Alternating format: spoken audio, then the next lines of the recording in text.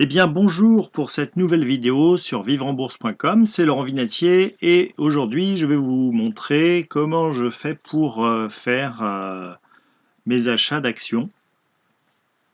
Donc pour ce faire, qu'est-ce que je fais? Je vais dans Pro Realtime, outil que je vous ai déjà montré la dernière fois, et puis je vais tout simplement afficher mon utilitaire ProScreener qui va me détecter automatiquement les actions qui sont en signal d'achat. Et puis là-dedans, je vais regarder, je vais passer en revue les actions. Donc il m'en sort 5 seulement aujourd'hui. Et puis je vais passer en revue les actions et regarder si ça vaut le coup ou si ça vaut pas le coup. Alors il y en a, ça va très vite. Voilà, donc ici on a une action qui est on voit qui est complètement disparate. Donc ça, on va complètement on va même pas aller chercher on va même pas chercher à regarder plus loin.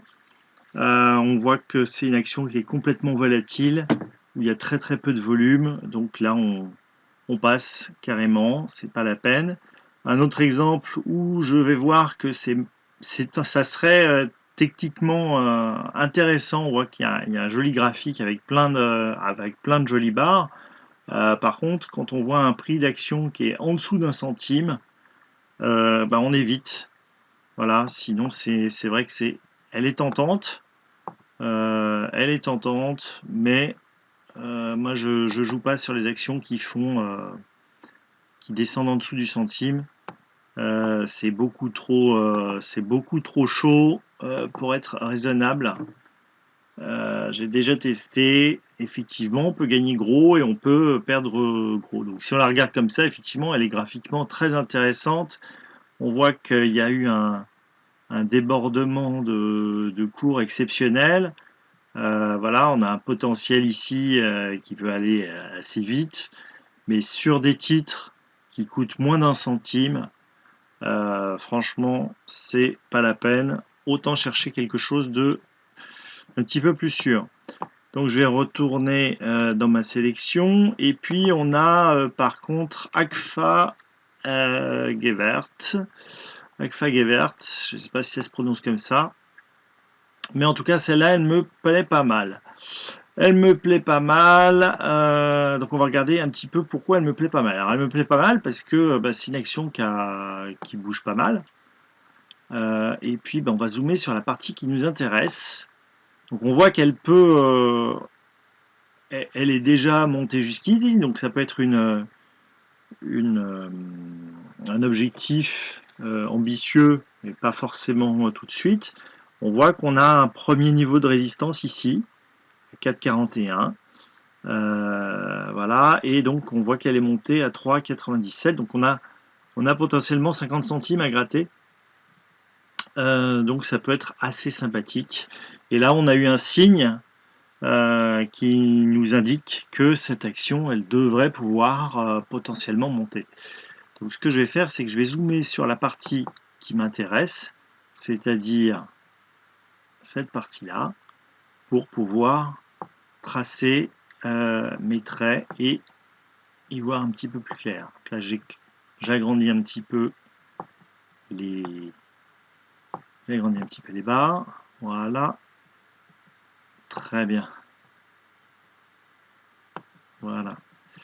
Donc on voit qu'on a un objectif qui est ici autour de 4,36 €, etc. Et pourquoi elle me plaît bien? On voit ici que ça fait un moment que cette action est très calme. Voilà, on a ici, voilà, on a ici, alors j'ai un peu raté. Voilà, je vais repartir des plus hauts qui étaient là, le plus haut qui est là. Décidément, je recommence. Voilà, je repars de là et voilà, je fais ça. Et puis là, on a ce qu'on appelle un breakout, on a une rupture de la résistance par le haut qui nous montre, on a des volumes qui sont beaucoup plus forts que d'habitude. Voilà. on a des volumes qui sont supérieurs à la moyenne des volumes. Donc on a un intérêt certain qui est en train de naître sur ce titre. On a ici une résistance qu'on va tracer. Je vais repartir du plus bas qui est ici, et puis voilà. Donc ça, on a une espèce de support qui est ici, ou peut-être un petit peu là. Bon, c'est pas... voilà, on voit que le cours a tendance à rebondir sur ce niveau-là. Donc moi, c'est mon niveau de sécurité, c'est-à-dire que je pars du principe, enfin je considère que l'action devrait pouvoir probablement monter jusqu'ici. Donc je vais mettre un objectif par exemple à 4,36. Mais avant de voir mon objectif, je vais donc demain, ça veut dire que je vais passer un ordre tout à l'heure pour qui s'exécute, et je vais être prêt à l'acheter à tout prix dans la limite de ce cours, et puis avec une petite marge, hein, parce que le problème c'est que si l'action monte jusqu'ici, il n'est pas évident qu'elle monte au-delà. Elle pourrait tout à fait toucher cette résistance et retomber derrière. Moi, ce qui m'intéresse, c'est pas d'acheter parce qu'elle va être plus haut et de me retrouver avec une action qui est et avec une moins-value. Ce qui m'intéresse, c'est de faire une plus-value. Donc je vais tout simplement dire que je veux faire par exemple au moins 3%. Donc je pars d'ici, j'enlève 3%, voilà, et donc il faut au maximum que je l'ai à 4,25 €, voilà, 4,25 € pour que j'ai au moins 4% de marge de possible. Hein, il se peut que demain, là elle a clôturé en forte hausse à 3,94. Il se peut tout à fait que demain elle ouvre très très fort et qu'elle ouvre carrément à 4,34. Auquel cas, si c'est pour gagner 1,5%, bon bah ça peut être toujours intéressant parce que ça risque d'être en une journée. Mais bon, 3%, c'est quand même sympathique d'avoir au moins 3% de gain sur un trade. Voilà, donc on va mettre 3% à peu près. Et donc on est à 4,26. C'est mon premier objectif, alors pas d'achat, mais c'est ma limite que je vais me fixer pour acheter ce titre. Très bien. Ensuite, pour savoir combien je vais prendre de titres, je vais d'abord définir à combien je suis prêt à la vendre, à combien je suis prêt de perdre, parce qu'il se peut que demain, je vais acheter donc jusqu'à n'importe quel prix, mais jusqu'à 4,26 €. Donc mon achat peut passer, et puis elle peut se casser la gueule, elle peut se casser la gueule lamentablement et redescendre, et donc je vais, admettons qu'elle descende à 3,50 €, j'aurais perdu la différence entre mon prix d'achat et les 3,50 €. Donc qu'est-ce que ça m'aura coûté si par exemple je les achète 4 € et qu'elles descendent à 3,50 €, ça m'aura coûté 50 centimes par action. Ce qu'il faut savoir, c'est combien je suis prêt à perdre avant de savoir combien je suis prêt à gagner. Il faut, ça c'est très important, quand on investit en bourse, ce qui est une des choses les plus importantes pour gagner, c'est vraiment de définir combien vous êtes prêt à perdre, parce que vous ne gagnerez pas à tous les coups. Avec une bonne stratégie, vous gagnerez sur le long terme ou même sur le moyen terme, mais vous ne gagnerez jamais tous les trades, même si vous êtes très très fort. Et je connais des traders qui sont très très forts et ils ne gagnent pas tous les trades. Donc, ce que vous allez faire, c'est donc ce que je fais, ce que vous allez peut-être faire, mais en tout cas c'est ce que je fais. Ben, je vais noter ici mon prix d'achat, enfin, le cours de... je vais rentrer le cours de clôture. Donc cours de clôture, il est à 3,95. Donc voilà, donc je note le nom de l'action. Je vais noter le cours de clôture. Je vais noter ce que je considère comme mon support, c'est-à-dire, voilà, je vais considérer qu'à 3,54 €, on est sur un support, voilà, qui fait que en dessous de cette action, mon scénario s'invalide. Donc j'ai estimé que voilà, j'étais à 3,54 € pour invalider mon scénario. Et puis ce que je fais aussi, c'est que je prends un indicateur que j'ai rajouté, qui est l'écart moyen, sur une période, et qui me permet d'ajouter à ce seuil une petite marge de sécurité, voilà, qui dépend des cours qui dépend de l'action, puisque lorsqu'on a une penny stock, 10 centimes, ça n'a pas la même importance que sur une action comme LVMH qui a plus de 100 €. Voilà, un écart de 1 € sur LVMH, c'est beaucoup moins important qu'un écart de 1 centime sur une action comme Avenquest. Donc ce que je fais, c'est que je note ici, voilà, donc j'ai la moyenne, on voit qu'on est entre 4 et 6 centimes. Voilà, donc je vais retirer par exemple, je vais retirer 7 centimes de cet écart, enfin, de ce support, ce qui va me donner mon stop loss. Voilà, donc là j'ai simplement fait une simple formule, hein, c'est pas très compliqué, j'ai fait cette colonne moins cette colonne, et ça me donne mon stop loss à positionner. Et puis mon take profit, mon take profit c'est quoi? C'est l'objectif que je me fixe. Voilà, donc je me suis fixé par exemple ici, j'ai mis quoi? 4,43. 4,43, c'est peut-être un peu ambitieux. Donc c'est... Voilà, il suffira de l'ajuster, hein, je vais dire 4,38.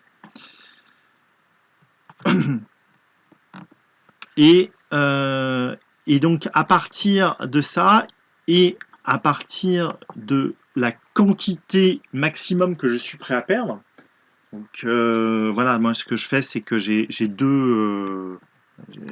plusieurs portefeuilles en bourse, et ce que je recommande, c'est par exemple de limiter la perte à 1% de son capital. Voilà, si on ne perd que 1% de son capital, on peut potentiellement se tromper. Alors, pas 100 fois, parce que si on se trompe 100 fois avec 1%, il ne reste plus grand-chose, bien sûr. Mais on va s'arrêter avant. Si jamais on s'aperçoit qu'on a perdu, si on a perdu 10% de son capital dans le mois, on va se détendre et on va se calmer, et on va arrêter les bêtises. Donc, ce qui fait que voilà, on peut pas détruire complètement son capital si on prend quelques mesures. Donc là, en renseignant la perte maxi que je m'autorise, donc de 830 € par rapport à mon capital, ça veut dire que je peux investir avec cette perte que je m'autorise, parce que je vais acheter a priori à 3,95, je vais accepter de perdre à peu près 50 centimes, donc en investissant au maximum 6 830 € d'actions, je ne perdrai que autour de 830. Alors, je dis bien que autour, puisque lorsque je vais passer un stop loss, l'ordre de vente peut se retrouver un petit peu inférieur, même beaucoup inférieur selon. Mais en prenant ce type de mesure là, on est quand même tranquille. Et là, ça me calcule la quantité maxi de titres pour ne pas dépasser ce capital. Voilà. Donc cette quantité, après, moi je vais l'ajuster. Je ne vais pas chercher, voilà, il me calcule 1729. Je vais ajuster à la hausse ou à la baisse, soit en fonction du fait que voilà, j'ai pas envie de forcément mettre tout de suite pour 6 000 €, donc je vais peut-être mettre la moitié, ou je vais peut-être mettre 3 000 €. Donc je vais mettre peut-être 1000 ou 700, je vais peut-être mettre 700 titres sur, sur cette action, ce qui fera à peu près 2000 €, un peu plus de 2000 €, qui fera, voilà. Je vais mettre 700 titres et voilà, je vais vous montrer tout simplement comment on fait. Donc voilà, j'ai décidé que j'allais prendre 700 titres. Je vais les acheter en ordre limité. J'avais dit que je limitais à 4,27 €. Voilà, 4 €. Non, oui, si, 4,27 €. Voilà, 4,27 €. Voilà, donc il y a différents types d'ordres. On peut acheter au marché, on peut acheter à seuil de déclenchement ou à plage de déclenchement. Alors j'aurais pu aussi dire, voilà, je n'achète... bon, on va vous faire simple, je vous montrerai d'autres choses. Après, je ne vais pas tout vous faire dans cette vidéo, parce que sinon, ça va être un petit peu long. Alors, je pourrais mettre 28 jours, mais là, logiquement, à 4,27, l'ordre devrait passer demain. Donc, je vais laisser la validité pour la journée. Donc, c'est un ordre qui sera valable uniquement demain. Voilà, donc c'est un ordre simple d'achat. 700 actions à cours limité. Voilà, hop. Donc, ce qui fait ACFA Gavert, validation. Donc, le montant estimé hors frais et fiscalité, couverture disponible actuelle, couverture machin, donc on est bien. Tac, tac, tac. Je valide l'ordre. Voilà. Et puis c'est fait. L'ordre est transmis. Et voilà. Et puis dans la prochaine vidéo, je vous montrerai comment je vais définir mon ordre de vente. Mon ordre de vente qui sera un ordre conditionnel. Je vais vous le montrer tant qu'on y est. On est là. Voilà, donc pour passer l'ordre de vente conditionnel, je vais cliquer sur passer un ordre de vente conditionnel. Je vais cliquer sur vente. Et puis je vais vendre mes 700 actions au prix du marché avec deux conditions. Si le dernier cours est inférieur, alors, ce que j'ai dit, c'est, voilà, j'ai dit, je vais reprendre ma petite feuille Excel. J'ai dit sur ma feuille Excel que si le cours était inférieur à 3,47 €, 3,47 €, eh bien je vends au prix du marché. Et puis si elle est supérieure à 4,43, 4,43, eh bien je viens aussi. Je vends aussi. Je vais regarder parce que 4,43, j'avais dit que tout à l'heure ça me paraissait un petit peu ambitieux. Voilà, pourquoi ça me paraît ambitieux, c'est ici on a un plus haut qui a été atteint. Voilà, donc on a ici ce qui s'appelle une résistance. Donc je vais plutôt partir pour être sûr de les vendre sur 4,30. Voilà. Je vais plutôt les vendre à 4,30.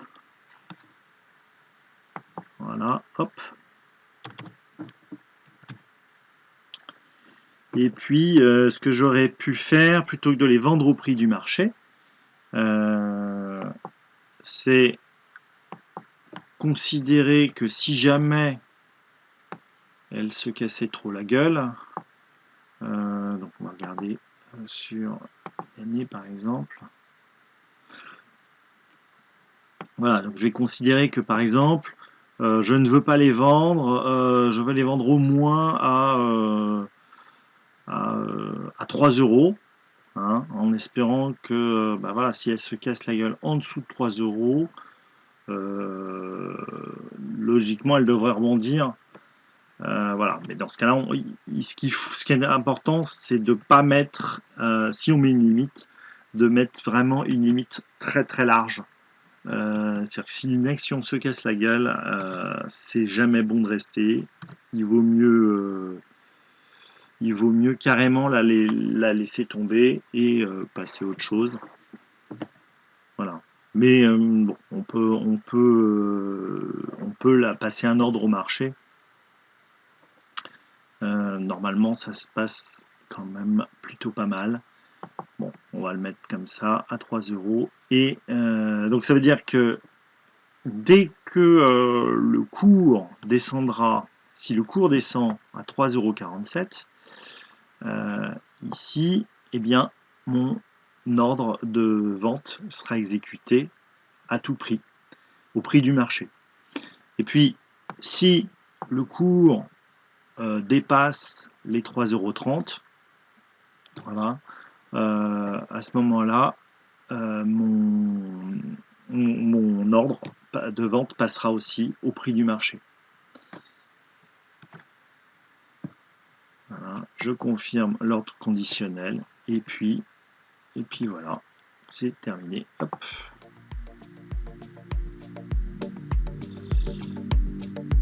Voilà, donc j'espère que cette vidéo vous a plu. Et puis je vous dis à très bientôt pour une prochaine vidéo. Ciao ciao.